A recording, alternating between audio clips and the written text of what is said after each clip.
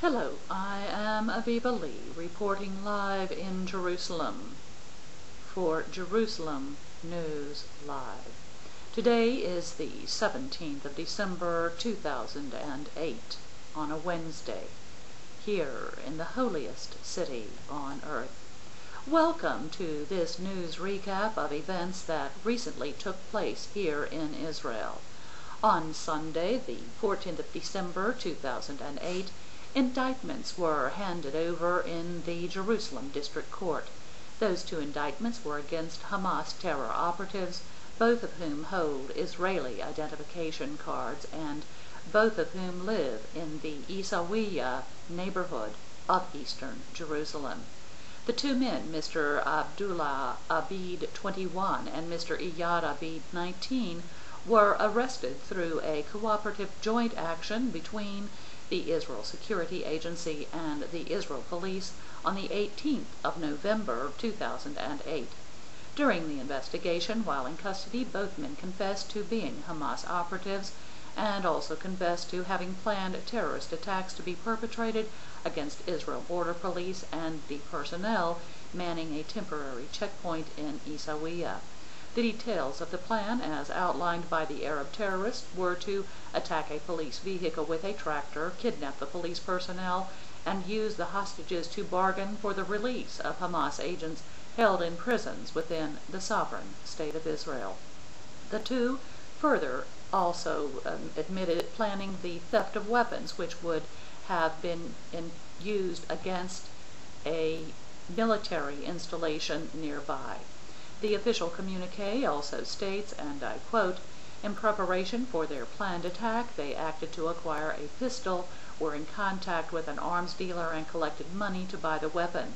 An electric stunning device, a pellet gun, clubs, knives, masks, and gloves were discovered in a search of their home.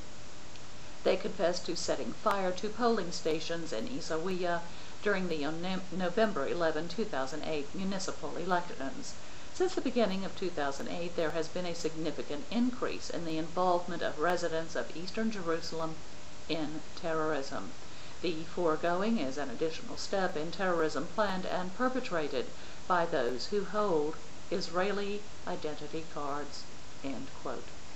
And at the weekly cabinet meeting, after discussion, it was decided to implement plans to lower the risk on latent investments by pensioners. However, various conditions were set for that protection. Prime Minister Ehud Olmert remarked, and I quote, "Our main concern is for the small citizen who has saved his pennies over very many years to reach the age of retirement in a situation that allows him to maintain himself with dignity." End quote. And during that same cabinet meeting, the resignation of Minister Ami Ayalon was acknowledged. And also, with notable interest to the Israeli public, it was decided to budget NIS 13 million in funds to assist students who were evacuated in the course of the disengagement plan, in addition to the NIS 22 million that was budgeted in the previous academic year. It was also noted that due to the reduction in the number of student evacuees this academic year, a smaller sum is necessary.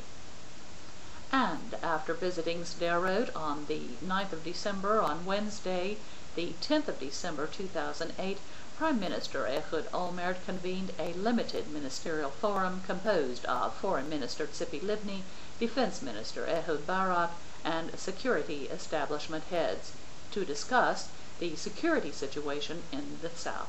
The communique continues, and I quote, "Those present received intelligence and operational briefings.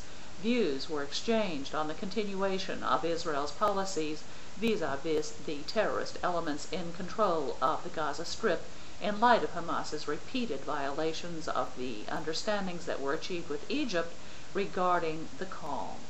Prime Minister Olmert ordered a complete blackout over the details of the discussion. End quote.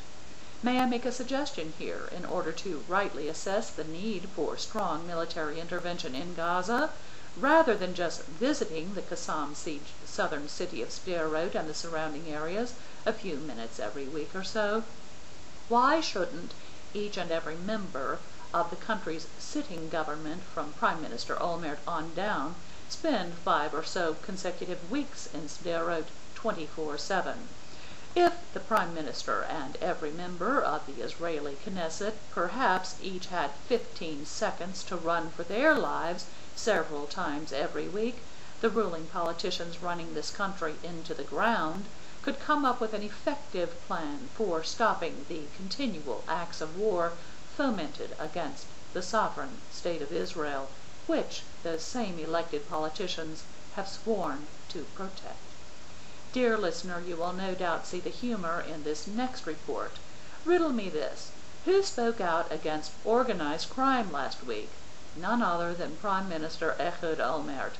Yes, the Prime Minister, beleaguered himself with the possibility of indictments for criminal activity, including fraud, did on the morning of the 10th of December 2008 actually convene a discussion on the struggle against internal organized crime. Pardon me, Mr. Olmert, but if I were a scriptwriter for Israel's version of Saturday Night Live, I would use your statements in a satire for that show. Mr. Olmert, you have now been questioned no less than 11 times by the Israeli police in their efforts to find and submit evidence which can be used in an indictment against you. Do you want the Israeli voter and the Israeli public to believe that perhaps it is not organized crime if those committing the crimes are not members of the mafia, but members of Kadima? This bravado is a bit like Elliot Spitzer if he were to speak out against the tax evasion perpetrated by exclusive prostitutes servicing the elite in New York. And finally, it is reported that early this week, 227 security prisoners were released from the prisons here in Israel following the necessary security checks and identification and signatures. Dear listener, please tell me if you see anything imbalanced about this latest prisoner release. Why does this government continue to release Arab terrorists who have murdered citizens of the sovereign state of Israel without attaining the release of our own soldiers? What are those politicians negotiating about, and what are they thinking? More importantly, dear listener, what is Gilad Shalit thinking, and where is he today? That concludes this recap of events in Israel. I am Aviva Lee, reporting for Jerusalem News Live. Thank you, and shalom. May the Almighty help this present inhabited world.